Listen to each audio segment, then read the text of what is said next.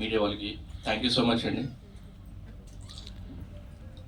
మా cost and క్రూకి, especially మా DOP and director. యాక్చువల్గా నేను ప్రేమంత మధురం చేసిన తర్వాత మళ్ళీ ప్రాజెక్ట్ చేయమంటే భయపడ్డాను. ఎందుకంటే అది చాలా మంచి పేరు వచ్చింది, ప్రతి ఒక్కళ్ళు శ్రీరాములు ఆర్యవర్ధన్ చూసుకున్నారు. అది మరిపించాలి అంటే అది కష్టం అనే ఒక ఫీలింగ్ నాకు. అందుకే ఫస్ట్ షూటింగ్ మొదలుపెట్టినప్పుడు ఈ అమ్మాయి మీద స్టార్ట్ చేశాను నేను. ఆల్మోస్ట్ ఒక 5 to 7 days నేను లొకేషన్ కూడా వెళ్ళా. ఈ క్యారెక్టర్ని ఎలా చేయాలనేది ఒక టెన్షన్ బేసిక్గా. అది వైబ్ రావట్లా బేసిక్గా.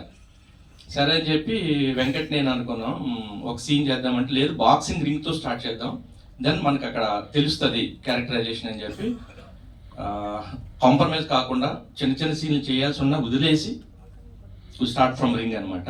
సో అక్కడ నుంచి మాకు కాన్ఫిడెంట్ బిల్డ్ అయింది, ఎస్ మనం రుద్ర క్యారెక్టర్ని హ్యాండిల్ చేయగలం అని చెప్పి.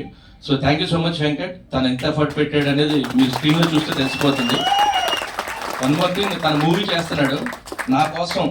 అంటే మామూలుగా ఎవరైనా చేస్తుంటే ఇందులో హీరోగా వాడు వచ్చేవాడు కాదు, నేను చేస్తానని చెప్పి మెథడ్ ప్యాషన్ వేవ్ లెంగ్త్ ఎందుకంటే చాలా దగ్గరగా ఉంటాయి.